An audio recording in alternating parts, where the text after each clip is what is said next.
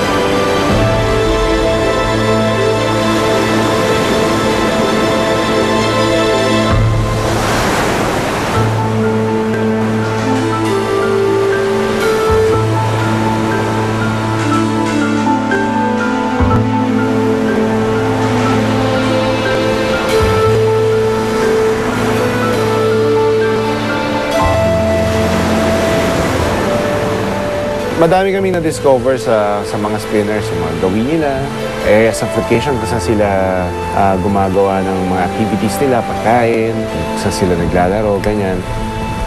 It doesn't mean na tapos na yung expedition namin. Kumbaga, actually, we're just on the tip of the iceberg dahil 13 cetacean species ang pwede namin makita dito. And it's just one species.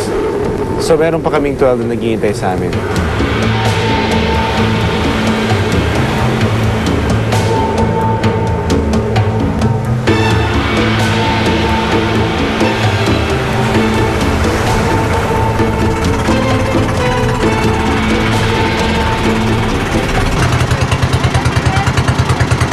Bravo One, lipat tayo ng isla, kabilang side.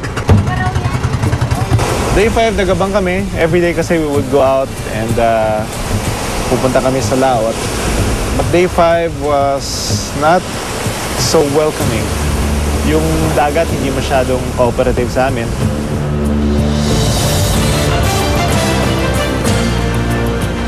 But just the same, pumalaot pa rin kami. But the waves were really strong. And umulan pa, binagyo kami, so it was very difficult for us. Pero ganito talaga eh, ganito yung mag-shoot ng wildlife at ganito yung mag-shoot sa isang wild environment. Hindi siya controlled eh. Kaya kung ano yung ihihain sa amin, we'll just maximize it and see what we can get. Meron na kami isang casualty dito sa bangka namin. Producer namin, ayan na oh. Well, nakakahilo kasi. Siguro 2 oras na kami dito sa bangka. Wala nagpakita sa aming spinners. Usually kasi sila yung pinaka-visible. Maanon kasi yung dagat ngayon at gloomy yung skies. We try to see kung dito naman sa side na ito ng harap ng Pamilakan. Dito naman tayo maghahanap ng dolphins. Pero malakas yung alon. Talagang winawasiwas yung aming boat.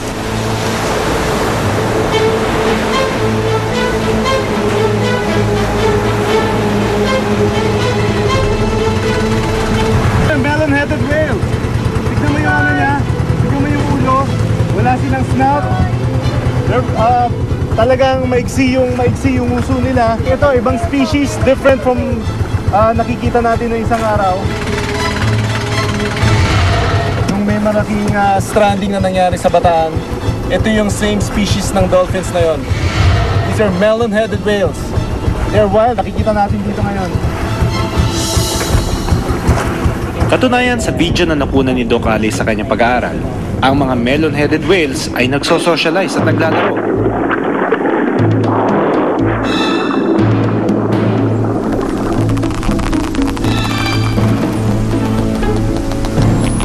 At nai-record din niya ang kanilang kakaibang tunog o pakikipag-usap sa isa't isa.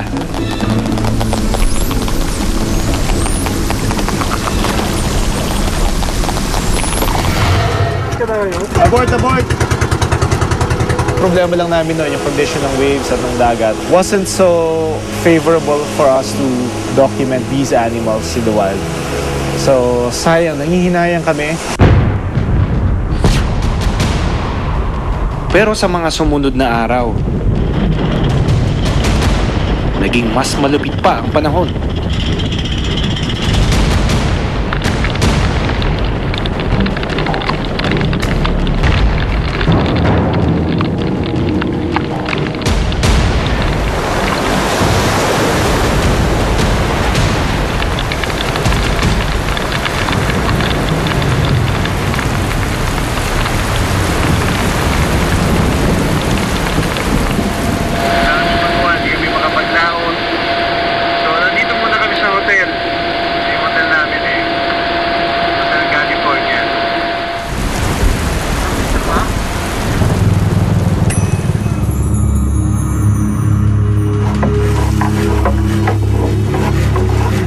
Today, nag-interview kami ng mga mangingisda, mga dating nagbubutanding, mga dating namimilak.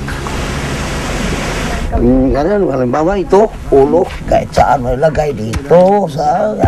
Nakailang whale shark na kayo na nahuli, tingin nyo, sa buong buhay nyo? Hindi naman kabilang.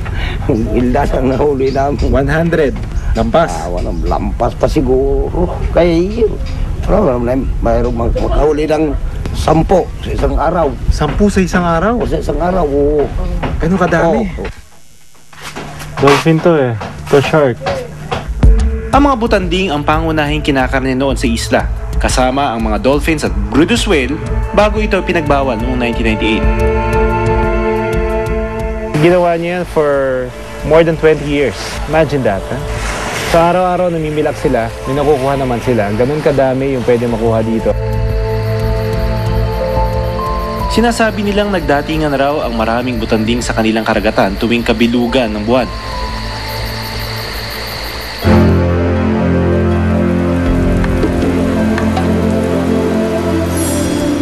Sa pagtigil ng pag-ulan, tuloy-tuloy pa rin ang aming paghahanap sa mga balyena. Naghahanap pa rin kami. Lumapit kami dito sa shore, trying to see what we can find. Nag-ano lang kami, it was already so humid, tas nahihilo pa kami because of the waves. So I think for me, the best thing to do is to just enjoy the waters. Ang ganda-ganda ng ilalim. And yung nag-swimming ako, papalipit ako sa katig.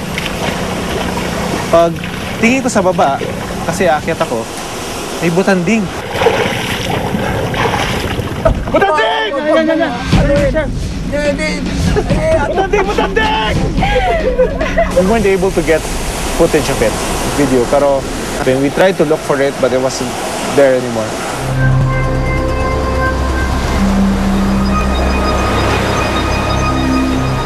So, ang problema lang natin, medyo hapon na. Kahapon at yung mga nakaraang araw, ganitong oras nila nakikita yung butanding dito lang sa malapit sa isla. Tapos maya-maya, nakita namin from a distance isang dorsal fin na mapayat, manipis. And then nag-surface siya. Sobrang laki niya, akala namin balyena. Hinabol namin, pumunta kami sa kanan, yung pumunta siya sa kanan. Pero nawawala eh. Dami nila! Talon! So nagdatingan na sila, yung isa dumating dito, yung isa dumating dyan. Nalilito na kami kung alin yung kukuhanan, yung kanan ba, yung kaliwa. And it was dark already.